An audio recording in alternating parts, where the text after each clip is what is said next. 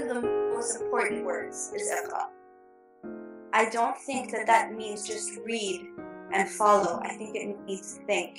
I think it means gain knowledge. And part of gaining knowledge is asking questions. I think we need to do that more.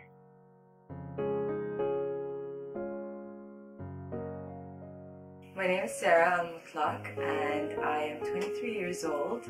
I go to Northeastern. I'm doing architecture in Boston. My name is Naima Al-Hazza. I'm from Saudi Arabia.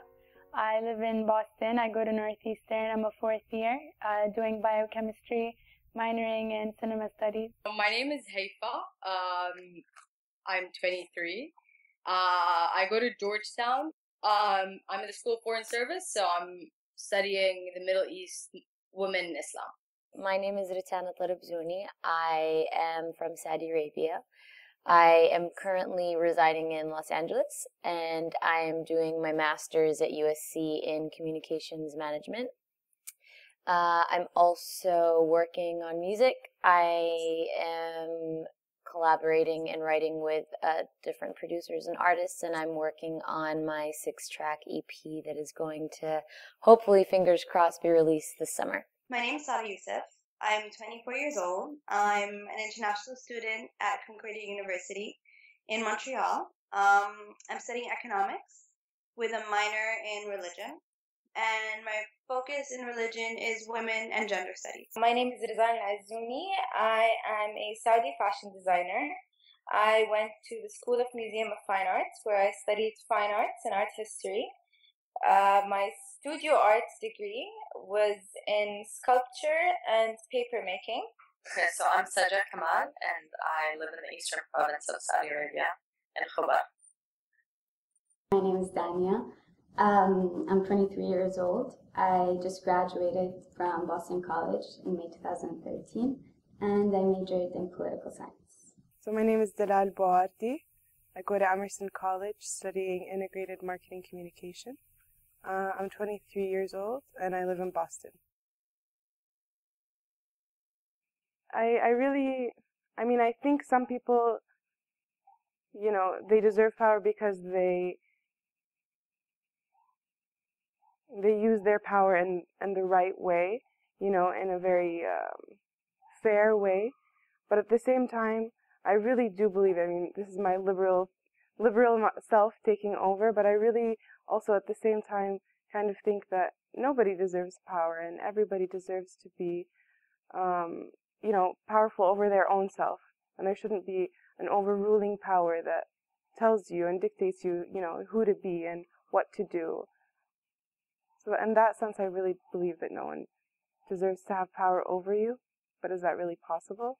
Power is, maybe it's influence. Maybe it's the ability to influence others in a way that their lives, their actions, their thoughts even, change according to your desire. And I think that can be economic, because I guess that would be providing what you want, what they want, which is sometimes money. It could be strength, it could be imposing fear, it could be a lot of things, but I think ultimately it might be influence. It's probably synonymous with choice. So choosing what you want to do, how you want to do, where you want to do, whatever it is you want to do. It's the freedom to choose in everything. I don't think even in the United States you can say that you have pure freedom, because, you are regulated to a certain degree by law and by government as to what you can and you cannot do. But, you don't have that social restrictions, but you do have some law restrictions. And just have the tools to live your life to its fullest. Be that study what you want to study, be that in what you wear and how you express yourself, be that in what you eat, be that in what you learn. Learning is such an important thing. And I think freedom is tied to that, living your life to the fullest. In a way, it is the ability to make your own choices, speak your mind in a society that respects that, even when they disagree with you. It's also about the ability to pursue your dreams in a country that guarantees equal opportunities. Like every single international person that I know asks me, so you're going back?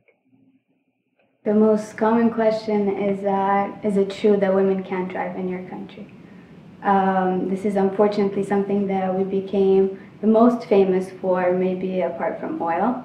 The most common question I get living in the US is, how's it living as a Saudi female? Just the same as I'm living here. The most common question I get as a Saudi living in the US is probably why I speak really good English. Everybody seems to be really surprised. I don't know. The most common question I got while being in the US is, do you guys really have to cover yourselves from head to toe? It's like the image they have of us is like black figures that walk around covered from head to toe. And then when I tell them that I'm Muslim and I'm from Saudi Arabia, it's like, oh my God, I didn't know like non-hijabis existed. I would say hardworking, hopeful, and family-oriented. Saudi women are determined. Saudi women are struggled. Saudi women are adapted. I'm gonna say fearful because I don't know, they're kind of oppressed in certain ways, and they know that they're oppressed. It's not that they don't know that they aren't, but they're too afraid to do anything about it. But then they're very strong as well because they're able to withstand the circumstances that they're in. And very cultured because they hold on to their culture and they actually really love it. That's something really beautiful. Of course I have an experience. I cannot be a woman who has lived in Saudi Arabia and has not experienced something related to male guardianship. There is no way that any woman in Saudi Arabia has not heard the words "وين محرمك" or "ممنوع دخول من دون المحرم." If you've not heard it, you've seen it. And I find that the concept of male guardianship is restrictive. I find it offensive to society. I find it offensive to the men, and I find it offensive to the women. There was a time we were at war when we lived in a desert and it was tribal societies, and as a woman I could not protect myself and I needed a male guardian to guard me.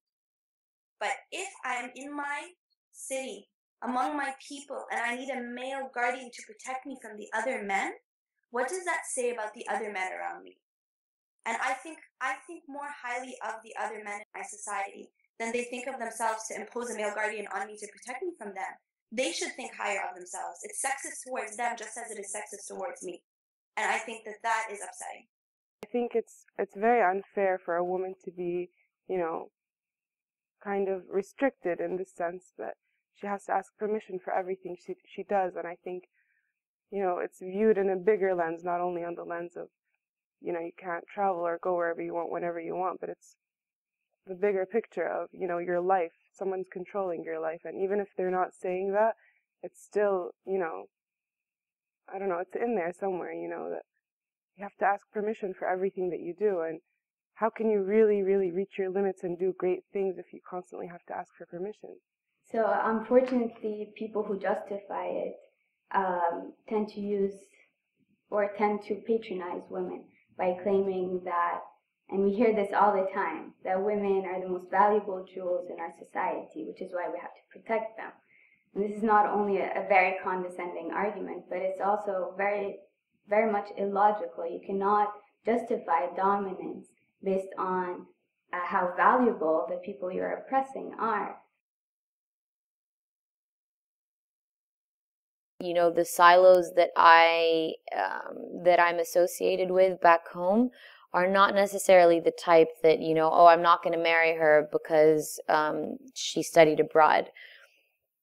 I think it exists, though. I definitely do. I think maybe 40 years ago or even like 10 years ago, there was kind of a stigma attached to girls studying abroad on their own. But I think in terms of education, we've moved a long way from that prejudice. I think that one thing that we do in our culture is that We think that a man or a spouse or marriage completes you when it's so wrong. No one will complete you. You have to complete yourself. You have to be happy on your own, and then you find a partner that will walk with you.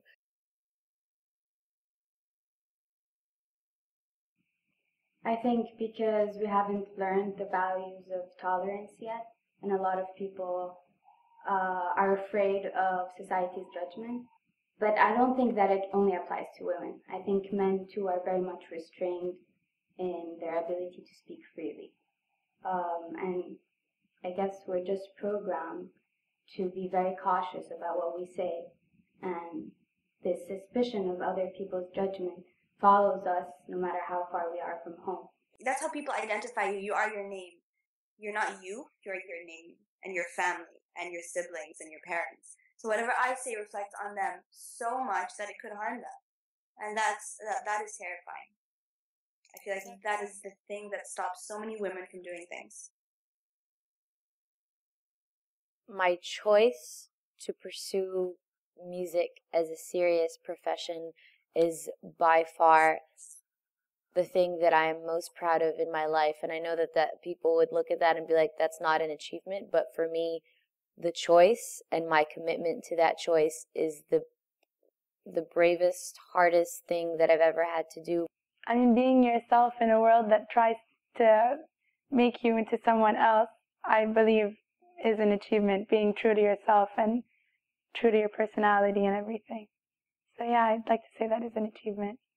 My biggest achievement in studying abroad is finishing my architecture degree. Honestly. And yeah, finding that thing that I am passionate about and excited for, and pursuing it. You were chosen as one of the new designers of the world for 2013. I also presented my collection in sponsorship with Franco Saxani, and he's the editor-in-chief of Vogue Italy. I was on the Forbes Middle East list as one of the, I think, 100 most influential people probably in the Middle East in Saudi Arabia, as a Saudi Arabia has. Yay! Even though I wasn't ranked so high, it was nice. It's an accomplishment. So, the reason that I decided to pursue music seriously as a profession and a career, we were driving, I think it was like 2 a.m. in the morning, it was so late, and I heard this random casting call on the radio like, oh, come to our open casting call, everyone is welcome. It was just like some silly talent. Yeah, I mean, I don't know why, but it caught my ear, and I was like, I'm gonna go there, and I went, and I had never done anything like this before, and I don't know why I wanted to go, and I don't know why I heard that ad, but I did it. I went to Kinko's. I printed my Facebook profile picture and my school resume, my school and work resume, and I go into this place, and it's like all professional singers and actors with their headshots and like their resumes, and I'm there with like my Facebook picture and my school resume, and it was about 350 people, I would say between 250 to 350 people. And I really wanted to run away, but I was like, I'm here anyways, it's 9 a.m., I might as well stay. So I stayed, and they made us read a script, and then act out a scene with someone, and then they asked us if we had any other talents, and I sang. And she chose me and this other guy out of, close to 350 people. There's a lot of cool things happening in Saudi now. There's a lot of active people and young, passionate people. So that's where we created our page on Instagram, Not Your Typical Saudi. So, when myself and my fiance and his sister were brainstorming, and we're like, you know what? We really need to highlight all these awesome things going around. We were shocked because we were finding out about all these cool, businesses and really awesome people who just came back from studying abroad, and people who are here locally and never left, who are just creative and full of life and ideas and energy. And there's a huge gap between the older generation and our generation. And now, everyone is just moving forward in a really fast pace. also because of technology and social media and all that stuff. Because like the paradigm of how we communicate has changed a lot because of these tools. Basically, like these handles we created, like at Not Your Typical Saudi or whatever on Instagram, like they were just kind of social experiments, you know. I guess they started off as personal things where like, hey, you know, I need to feel better about going through this reverse culture shock or whatever. But then it turned into like a very interesting social experiment. And then it shifted from that phase to like, wow, we're getting submissions and look at all these cool creative people. I started a company when I was in my senior year in university. One of my senior projects, part of my senior dissertation, was I created a line of disposable clothing made out of seed paper that I made myself, and this paper I later sewed into dresses.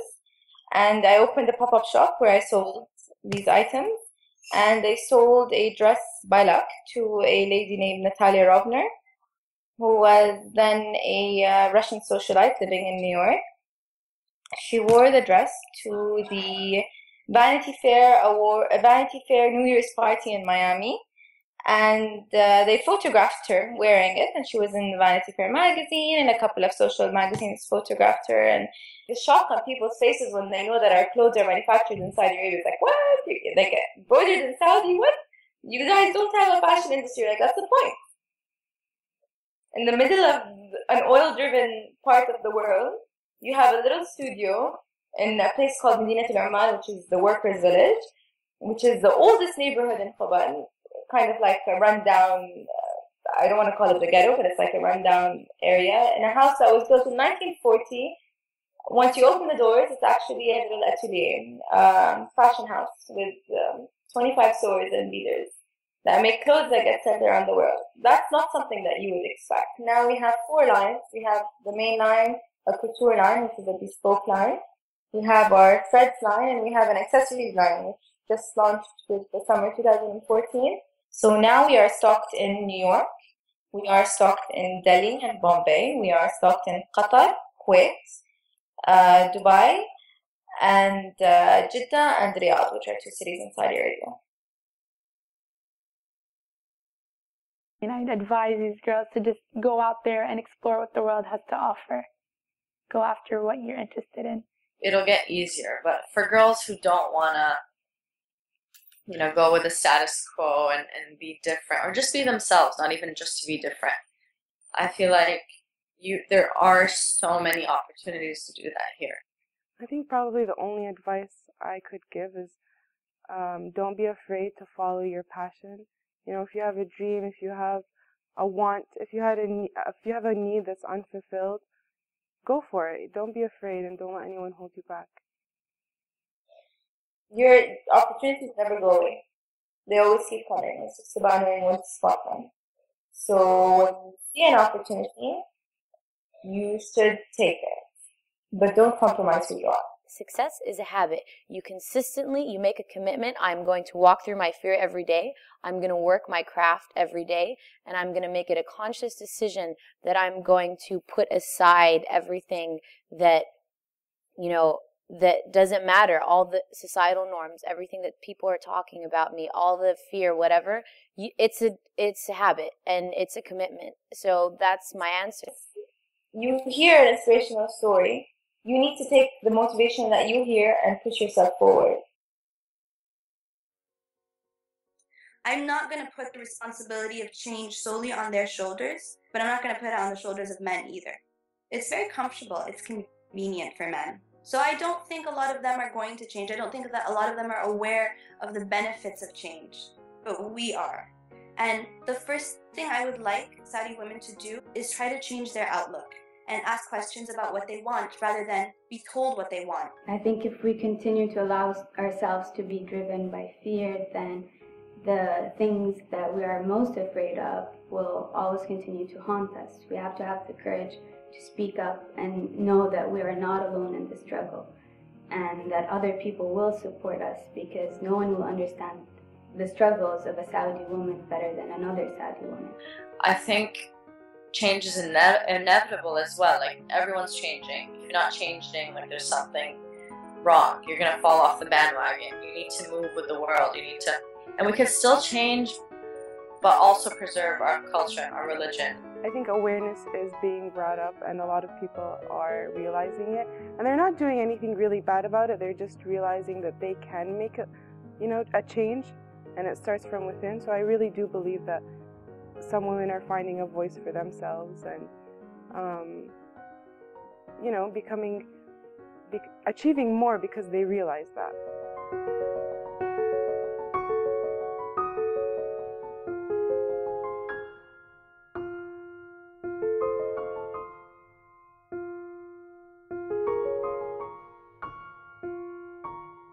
But we are not encouraged to ask questions. We're actually asked not to ask questions. Oh my God, questions are bad. Here, questions are fantastic. Some classes will be spent on one sentence, one word. One word will be written on the blackboard or the whiteboard, and you will sit there asking each other questions. And that allows for spiritual growth. I think that is what needs to change.